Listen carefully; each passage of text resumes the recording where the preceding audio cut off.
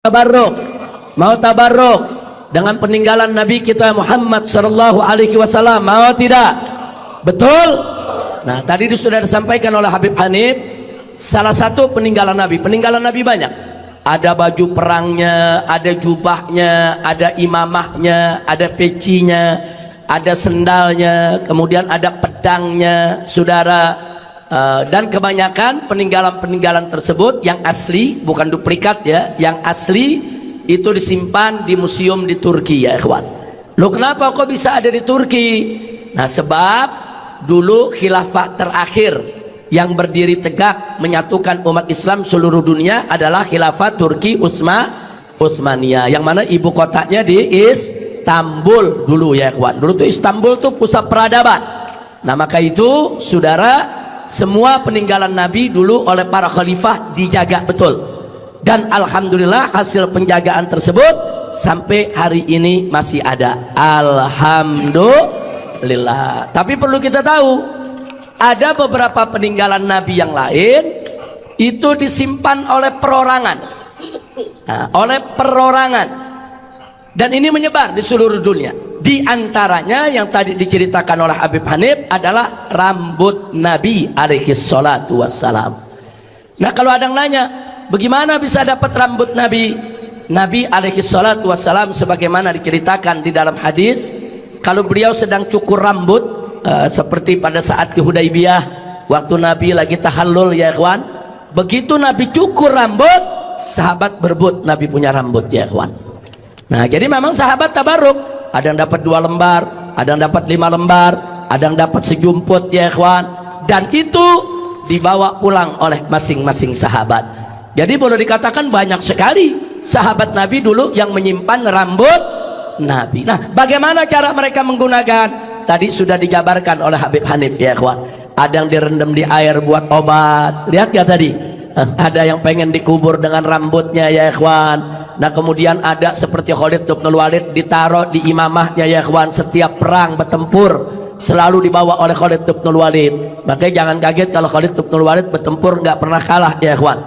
Barakah, itu namanya barakah. Nah, jadi itu yang perlu kita tahu. Ada juga saudara, peninggalan-peninggalan tersebut dimiliki oleh para ulama karena turun-temurun. Sahabat berikan kepada anaknya, anaknya berikan kepada anaknya, ada juga anaknya lagi berikan kepada muridnya, kadang-kadang diberikan kepada sahabatnya ya ikhwan. Kadang-kadang juga ada yang mimpi bertemu dengan Nabi, Nabi amanatkan bahwa apa peninggalan Nabi yang ada di tangannya untuk diberikan kepada si fulan. Nah, itu biasanya kalau udah ada amanat begitu, yang megang itu langsung diberikan kepada si fulan ya ikhwan. Nah, ini banyak terjadi di kalangan ulama kita, alhamdulillah. Jadi kalau Anda ke Turki, Anda ke Yaman, Anda ke Mesir, Anda ke Syria, saudara, itu banyak yang punya rambut Nabi. Nah, para ulama-ulama kita, para masyayikh kita yang punya rambut Nabi ini, biasanya kalau lagi memperingati Maulid, Isra Mi'raj, umat berkumpul, mereka keluarkan ya ikhwan. Mereka keluarkan untuk tabarruk. Mereka keluarkan saudara pada saat peringatan-peringatan tersebut, dan alhamdulillah rambut Nabi tersebut sampai hari ini masih terjaga. Nah, secara ilmiah keberadaan rambut ini penting. Jadi kalau ada yang menolak Muhammad itu hanya cerita khurafat, Muhammad itu fiktif, mana buktinya ada Muhammad? Mana buktinya 14 abad yang lalu ada manusia bernama Muhammad? Dengan adanya rambut itu bisa diperiksa gennya, DNA-nya bisa diperiksa ya ikhwan. Bagaimana DNA yaitu yang dimiliki oleh Nabi tersebut bisa dicocokkan oleh seluruh pongkol-pongkol Quraisy yang ada di dunia ini ya ikhwan. Bahkan itu juga bisa menjadi bukti bahwa setiap keturunan Nabi yang hidup pada hari ini pasti ada yaitu unsur kesamaan DNA dengan DNA Nabi. Membuktikannya lewat rambut yang ditinggalkan oleh Nabi saudara. Alhamdulillah. Jadi kalau Habib palsu ketahuan tuh kalau diperiksa, DNA Nabi kemana, DNA-nya kemana ya ikhwan. Dari Majma' Fiqh Islami, forum fikih dunia. Ini Majma' Fiqh Islami, fatwa-fatwanya dijadikan rujukan. Dulu guru-guru kami sebagian di Hadramut, mufti-mufti tarim yang tulen sekali mazhab Syafi'inya, kalau ada qaraar dari Majma' Fiqh Islami diambil, karena yang kumpul ulama-ulama besar. Nah, soal masalah tes DNA ini bagaimana, apakah bisa dipakai buat menetapkan nasab? Saya baca sedikit nih. Jadi jelas ini keputusan forum ulama dunia, forum fikih dunia yang resmi diakui dunia internasional. Karena kan DNA masalah nawazil. Kalau kita nyari kitab klasik nggak bakal ketemu soal DNA. Di sini setelah dilakukan penelitian, penelitiannya bukan hanya sekedar basul masail. Jadi ada penelitian lapangan, penelitian saintifik, kemudian dipanggil ahli-ahli, ahli genetik, ahli kedokteran, ahli-ahli untuk dimintakan pendapatnya, sehingga tasawur tentang DNA-nya tasawur yang sempurna. Karena nggak bisa kita tentukan hukum fikih tanpa tasawur yang benar. Ini bukan satu dua ahli, tapi forum berbagai ahli dari berbagai internasional, kalangan internasional, forum dunia. Setelah dikumpulkan kesimpulannya, akhirnya korornya apa? Yang pertama, ya saya terjemahkan singkat saja, yang berkaitan langsung dengan nasab. Kalau untuk untuk penyidikan pidana dibenarkan sebagai salah satu qarinah, sebagai salah satu pendukung pidana. Yang kedua, ya, bahwasanya penggunaan nasab fi majalin nasab labudda an yuhad bi muntahal hadar wal hita was sirriyah. Lidzalika labudda an tuqaddama an-nusus wal qawaid asy-syar'iyyah 'ala al-basma al-wirathiyah. Penggunaan DNA, tes DNA di dalam urusan nasab itu harus betul-betul hati-hati dan sirriyah, rahasia, bukan untuk diungkap ke publik. Kenapa? Walidzalika, karena itu kata beliau, labudda an tuqaddama an-nusus wal qawaid asy-syar'iyyah 'ala al-basma wal-wirathiyah. Wajib mengedepankan nas dan kaidah-kaidah syariat daripada tes DNA. Jadi kalau ada menurut nas, menurut catatan udah jelas, nggak usah bicara DNA lagi, udah jelas saudara. Bahkan saya dengar tadi dari Kiai Ali Badri, katanya family tree-nya sendiri mengatakan kalau hasil ini bertentangan dengan catatan, ikutilah catatan keluarga Anda. Itu ada ternyata tadi saya dengar dari beliau katanya. Yang ketiga, ini penting nih, yang lagi rame, la yajuzu syar'an al-i'timad al-basmal wirathiyah fi nafyin nasab.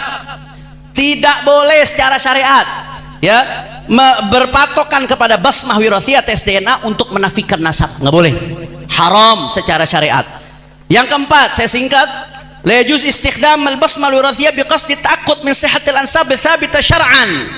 Nggak boleh pakai tes DNA untuk takut, hanya memastikan doang. Takut memastikan min sihhatil ansab tsabita syar'an. Kenapa saya mengatakan tes DNA sekarang? Dulu enggak, ini sudah setahun 7 bulan saya tidak ngomong-ngomong tes DNA, karena ketika sudah kita ungkapkan kebenaran melalui kitab, melalui sejarah, melalui standar ilmiah yang universal, mereka tetap mengaku ngotot, marah, mencela, mencaci saya, kemudian tetap mengatakan saya turunan Nabi dan kamu adalah begal nasab. Oke, kalau masih kekeh mengaku turun Nabi, ada cara lagi, yaitu tes DNA itu. Kalau sudah benar-benar itu terjadi friksi yang diametral, tidak ada penengahnya, hakimnya ada, yaitu tes DNA. Dan ini kalau dibawa ke negara, ujungnya pasti tes DNA. Kalau garis laki tidak mungkin darahnya beda dengan darah Nabi. Tapi kalau garisnya sudah ke selang perempuan, itu bisa terjadi tidak terdeteksi. Oh ya, padahal di Baklawi ini kan mereka anti terhadap nasab perempuan. Mereka itu lurus laki-laki semua ngakunya. Gitu. Makanya Jawa, mudah untuk dideteksi. Ketika haplogrupnya G, keluarnya hasilnya bukan J1, ya berarti mustahil keturunan G itu siapa? Nabi. J1 siapa ya? J1 itu turunan Nabi Muhammad. J1 G itu Baklawi, hasilnya G itu kebanyakan. Berarti yang J1 semua Sayyid dan Sarib di dunia ini semuanya J1 ya. Dan sudah puluhan ribu yang tes DNA. Keturunan Nabi di dunia ini puluhan ribu yang tes DNA. Seluruh dunia banyak keturunan Nabi di dunia ini. Nah, kalau yang datang ke Indonesia ini masif mengaku ini dari satu keluarga saja, namanya keluarga Ba'alwi, dan sudah terbukti tes DNA-nya nyimpang. Tes DNA Nabi kemana, tes DNA dia kemana.